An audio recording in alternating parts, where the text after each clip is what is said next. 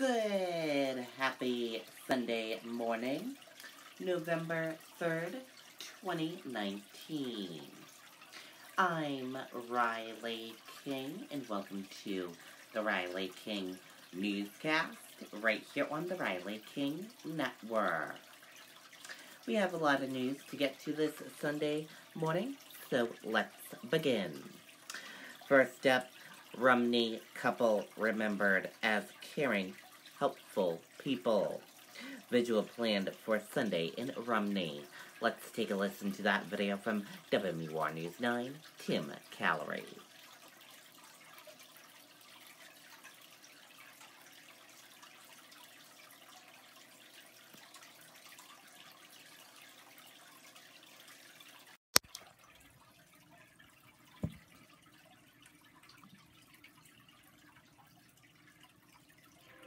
Customers will call in or email in and just tell us that I was at the store, and from the beginning of the sale till the delivery, it was a great experience. And as a business owner, that's what we strive for. Visit us at powellstone.com.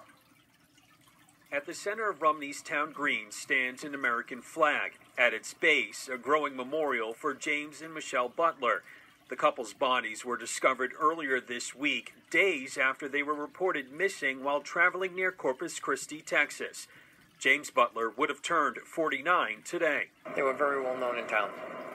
The two of them were. George Bonfiglio met the Butlers just a few years ago after he purchased the Rumney Village store. They came over, introduced themselves, and the first words out of his mouth is, "When you're ready to fix it, let me know. I'll come help." A testament to the couple's character. Jimmy came over with his tools and his tool belt, and he helped me rip down the ceiling, rebuild the ceiling, reframe the wall you see right here. Michelle was our first employee in this building, and they worked together, side by side. They're just very great, outgoing people. I was blind. Tonight, a vigil was held near the site where the couple's bodies were found. 2 crosses raised in their memory. Total strangers coming out, providing a showing of support that spreads thousands of miles away to the Butlers family here in New Hampshire. I hope that the family gets comfort from this, and knowing that, we're not your family in Texas because y'all are from New Hampshire, but we're thinking of you. 2 innocent people come down to enjoy what beauty we have here, and then their lives are taken. So it's very tragic. And tonight, the Butlers family tells us they are just grateful for all the support they've received during this difficult time. They're currently planning a vigil for Jim and Michelle that will be held here at the Town Green tomorrow night at 6 o'clock. Live here in Rumney, I'm Tim Callery, WMUR News 9. Okay, and there you go on that video and that report.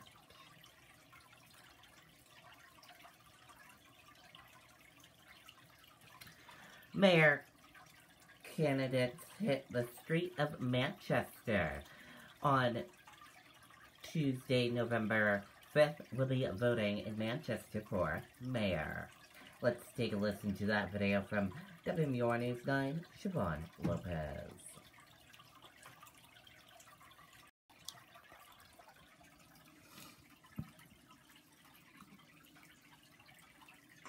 We feel that if a customer wants their product and they're ambitious and they want to do it today, if we have it here in stock, we have the people, the trucking, and why put off till tomorrow what you can do today? Visit us at powellstone.com. I just want to thank you for all of your help.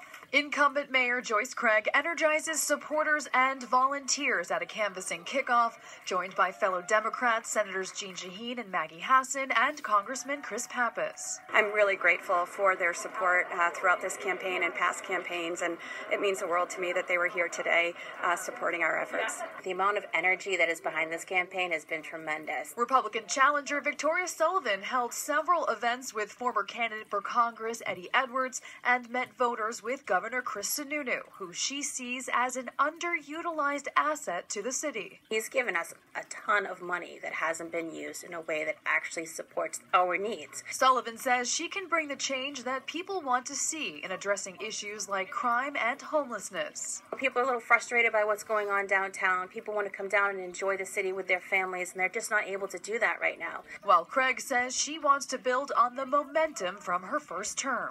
Our goal is to continue along that progress in terms of supporting our schools, addressing the opioid and homeless crisis in the city, and then growing our economy. Both candidates say they will continue to go out and talk with voters right up until Tuesday. But for anyone that they don't get to meet, this is their message. They want to stick with people. I was born and raised in Manchester. This community means the world to me, and I've been so grateful to serve as mayor for 2 years. And in a short period of time, we've really been able to form collaboration throughout our community. I want people to know that I understand the issues here, and I'm willing to face them head on. I'm not going to pretend things are rosy when they're not. We really need to work together to make Manchester the best that it can be. In Manchester, Siobhan Lopez, WMUR News 9. Okay, and there you go on that video and that report. Don't forget, Tuesday, Manchester residents go out and vote for mayor.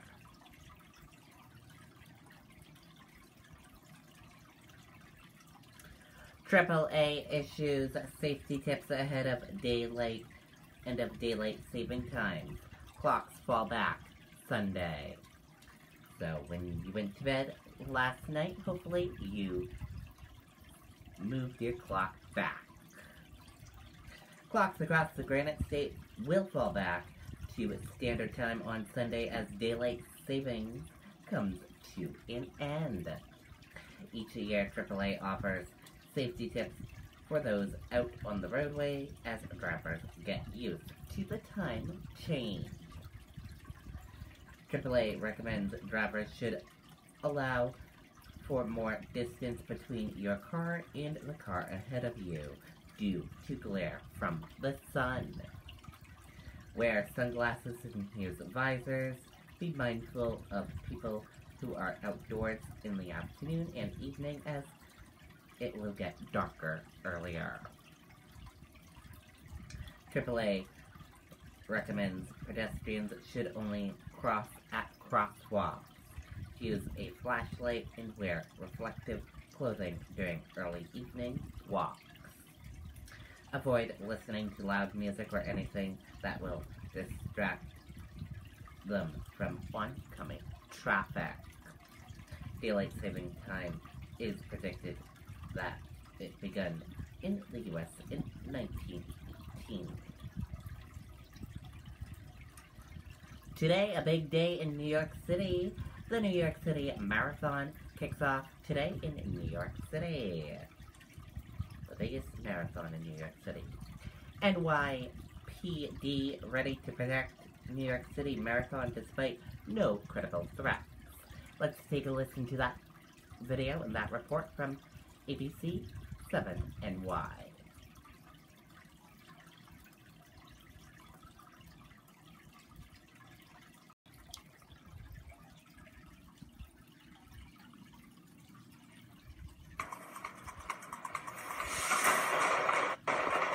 The only times that matter in this race are great ones.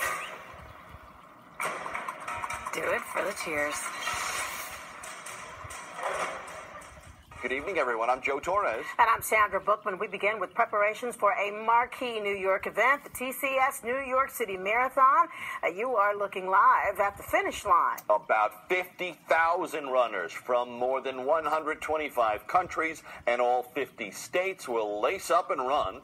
Organizers expect 1 million spectators to cheer them on. The NYPD says a security blanket will keep everyone safe.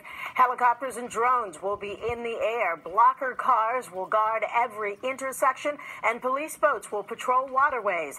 Heavy weapons teams will be out in full force, and highly trained K-9 units will work through the crowds and at checkpoints. Eyewitness News reporter Naveen Dhaliwal has all the details. As you can see, the throngs of people, look at that. It's the biggest race of the year, the New York City Marathon. All prep is done now. We've done the hard work, so looking forward to tomorrow. It's going to be super exciting. I've never been to a race so big before. With 50,000 runners on the course that go through all 5 boroughs, keeping it safe is top priority. And a lot of officers all around, a lot of dogs. They're checking for backpacks. They're stationed everywhere. And tomorrow, all these stands will be filled with thousands of spectators, and that means a lot of security. Planning for large-scale events like this is what the NYPD does better than any other police department in the nation. There's been officers everywhere we've been, and it's kind of comforting to know that. And here at the pre-marathon pasta dinner at Tavern on the Green, security wasn't the main focus. We're going up, that's why we eat early, we sleep early. It's an early day tomorrow. Gus Ryan is running tomorrow for the first time in New York City. I'm running for my parents. They have their reasons for being here, and at the finish line, they all know they're standing on common ground. It's like an extended family. Everyone you meet who's a runner understands what it is and why we do what we do. Months of hard work paying off, all in one day. In Central Park, Naveen Dhaliwal, Channel 7 Eyewitness News. Okay, and there you go on that video and that report. So, big day in New York City.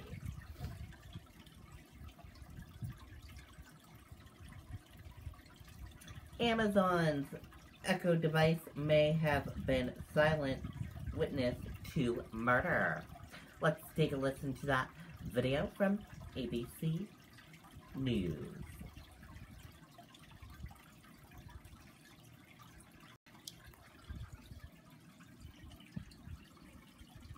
Amazon's Echo device may have been a silent witness to what police are calling a murder. Investigators are now hoping it can offer some clues into the death of a woman in Florida, and ABC's Victor Okendo has more. Amazon's Alexa may be able to do more than answer your questions. Showing cooking classes. She may now be helping to solve an alleged murder mystery. Police in Florida say they're using audio recordings obtained from a pair of Amazon smart speakers, which police are hoping may have captured audio of the alleged killing of 32-year-old Sylvia Galva inside this Hollandale Beach apartment complex. The digital evidence is, at times, an extremely important part, integral part of solving these cases. According to the police report, 43-year-old Adam Crespo and Galva were arguing back in July when he tried to pull her off a bed, but Galva grabbed a spear to keep herself on the bed when he heard a snap and the blade had penetrated the victim's chest. The defendant telling police he pulled the blade out of the victim's chest, hoping it wasn't too bad. That pierced to the chest, killing Galva. Crespo is charged with second-degree murder. My client is innocent, and we hope these recordings show that. This is not the first time recordings on an Amazon device have been sought to be used as evidence. In January 2017, Amazon was ordered by a judge to hand over recordings taken by an Echo in a New Hampshire home where 2 women were found murdered. The 34-year-old boyfriend of one of the women was charged with first-degree murder for both deaths. He pleaded not guilty, the case ending in a mistrial. It's unclear whether there was any evidence on the Amazon device. Hollandale Beach police confirmed that Amazon handed over the recordings made by the Echo devices, and they are reviewing them. Amazon tells ABC News audio is not streamed to the cloud or recorded unless it detects a wake word, Alexa, computer, etc. Adding the company does not disclose customer information in response to government demands unless we're required to do so to comply with a legally valid and binding order. Victor Okendo, ABC News, Hollandale Beach, Florida. Now, Crespo has been released on bond. He's now awaiting his next status hearing. So let's take a deeper dive into this, a look at some of the legal questions here. Joining us now is Caroline Polisi, a white-collar criminal defense attorney here in New York. Caroline, so great to have you with us. Thanks for having me. This is a fascinating case here, and it digs into all kinds of privacy issues. But first of all, with this case specifically, according to police, Crespo has admitted to trying to drag his girlfriend off the bed. So I guess why do the recordings even matter? Right. So Crespo is currently charged with murder without premeditation, meaning police believe that this was a crime that took place in the heat of passion. So the intent wasn't there beforehand. Now, let's say that this Echo device has a smoking gun, as it were, recording of him saying something like, "I've always wanted to kill you and now I'm going to do it." Well, that could really bump up the charge, the level of intent, into a premeditated murder, which is a much more serious crime. So that's the interesting point here. Got it. And as Victor pointed out in that piece there, Amazon says Echo only records when it has that wake word like Alexa or Echo. But if a recording of a crime actually exists, is there a legal precedent here or a specific type of crime that would then require Amazon to turn over those recordings to police? Right. Well, this issue is really fraught with a lot of Fourth Amendment privacy rights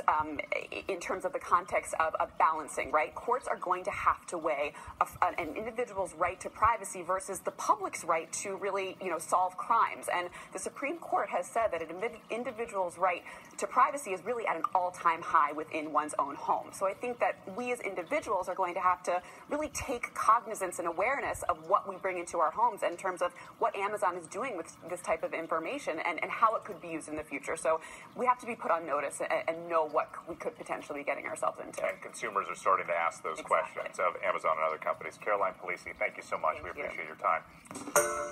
Hi. Okay, and there you go on that video and that report. And that does it for this Sunday morning edition of the Riley King Newscast, right here on the Riley King Network. I hope you all have a great rest of your Sunday, and I'll see you back here later on today for another newscast. And I'll have a news report coming up in a little bit. Goodbye, everyone.